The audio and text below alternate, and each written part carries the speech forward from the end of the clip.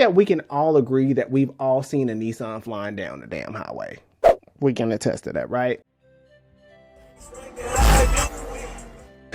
And Nissans didn't always have CVTs, and Nissans always weren't this annoying. So it almost begs the question, when did Nissan create their cars with CVTs, and was it a good decision? What's up, guys? My name is Chris, and welcome to The Breakdown, where we talk about everything cars and reviews. If you're new to the channel, welcome. If you're not, welcome back. I have been in the car industry almost 14 years. I have seen many cars on the road, and none of them irk my spirit like a fucking Nissan. Nissan as a brand, I don't mind. Nissan has given us really good products, such as the Nissan Skyline, it's Godzilla! Such as the 370Z. Hell, Nissan has even given us the Infiniti G35. But all of those are quality built premier cars. But at some point or another, Nissan decided that they were going to shift all of their cars from traditional planetary gear style automatics into CVTs, and I wanted to explore why the y'all did that. So in today's video, we will be exploring Nissan CVTs, whether the gamble was worth it or not, and if it was worth the transition and how it affected sales. So with that being said, stick around and stay tuned because you are now watching The Breakdown.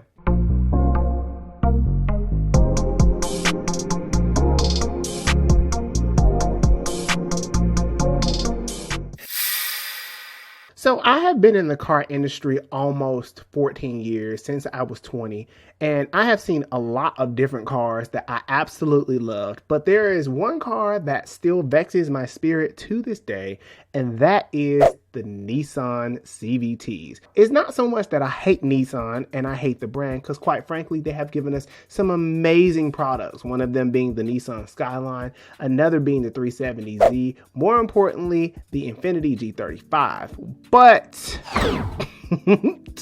there is nothing more vexing than you driving 80 miles down the highway and you see a Nissan Altima / Rogue / Versa fly right past you, and you have to look at the speedometer and figure out, yo, what the And part of that is because of their CVTs. CVT stands for continuously variable transmission, and they're not new to the Nissan lineup. So let's keep it 100. Let's keep it a buck. Nissans have a poor reputation. They have a poor reputation, particularly because the Nissan CVTs have a very high, relatively speaking, failure transmission rate in comparison to the likes of Toyota and even Ford. And CVTs are nothing new for all intents and purposes, are quite old, and they were first founded by Leonardo da Vinci, who kind of conceptualized it back in 1490 as a mainstream, and it became mainstream adoption by the 1980s. One of the first car companies to use a CVT in its capacity entirely and properly is Subaru. And Nissan beforehand, they didn't even use CVTs. It wasn't something that they thought was a good idea. And one of the reasons why many car companies opted out originally of using them is that CVTs do not do well in terms of heavy workload, because the planetary gears and the shift shock handles the power better. Nissan was one of the first companies to integrate the CVT into their lineup.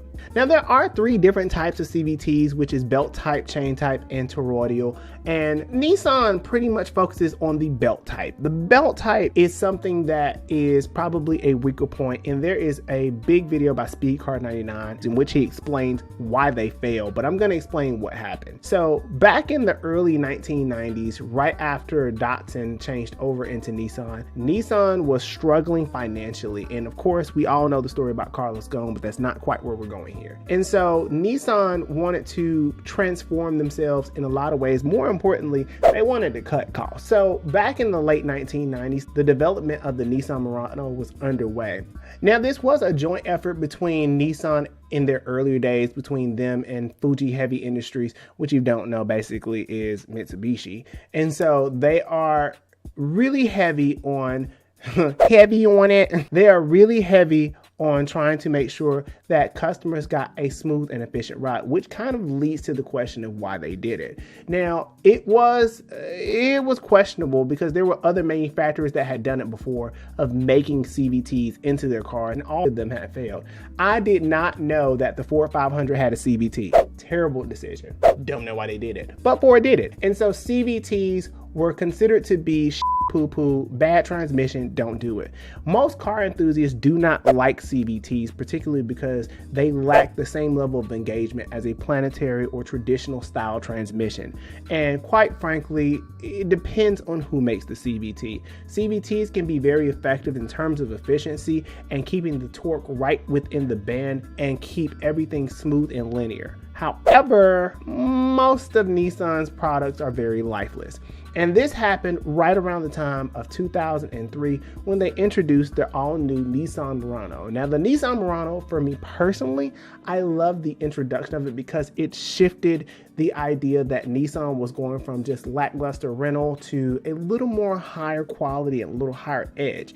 It gave a better, smooth, and sleek design. Now, this was the introduction of Nissan's CVT Xtronic transmission. The reason why they call it Xtronic is because it is supposed to represent a higher efficiency rate than a traditional CVT. And of course, we could all say it's gimmicks, but it's not really gimmicks. It's just that they like to rework things so that you buy them.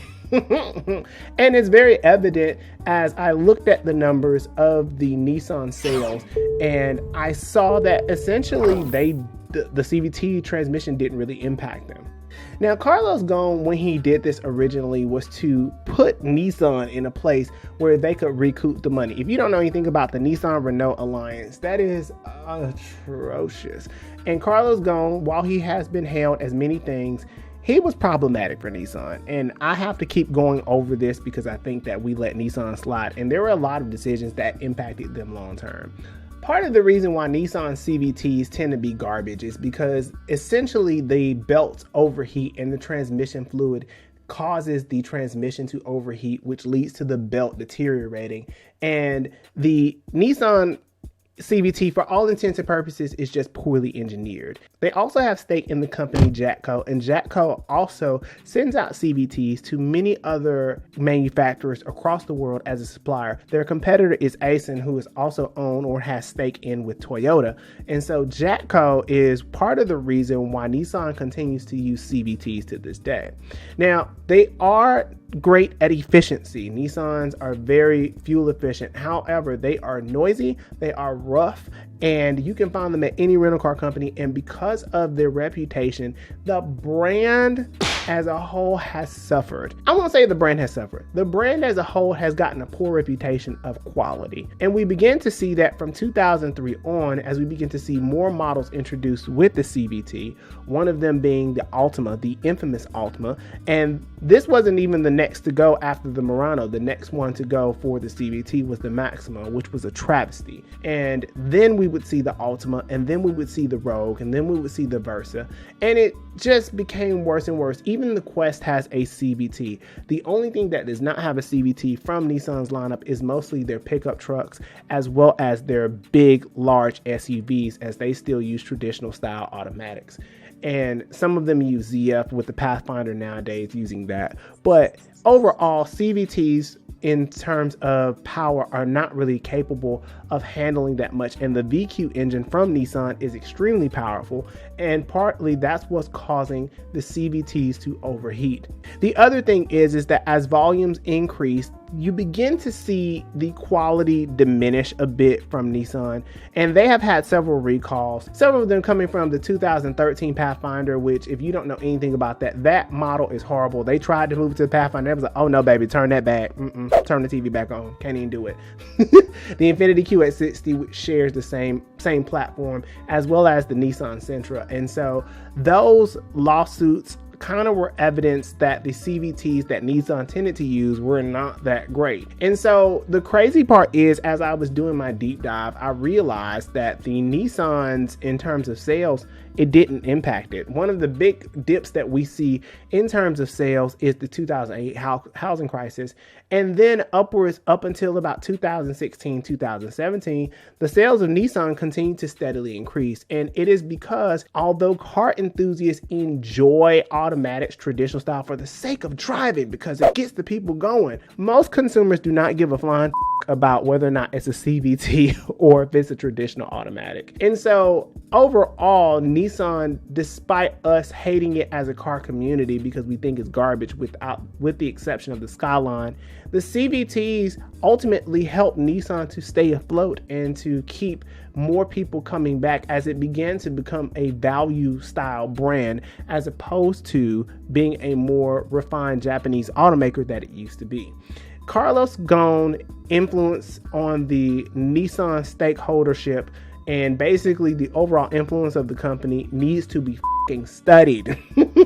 No man in the history of automobiles that I'm aware of, y'all correct me if I'm wrong and let me know in the comments, no man has ever done that within the automotive community where he has saved the company so much money but caused them so much hell on the back end. And so it would be argued that despite Nissan going to the CVT route, it is something to be said that it was the right decision as it kept them afloat and continued to give them the opportunity to be in several different phases of the car community, which is not limited to the rental area, the consumer area, and in some cases, motorsports and racing.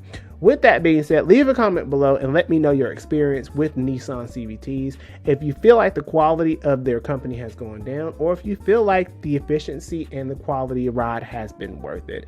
And with that being said, until the next episode, I will see you guys later.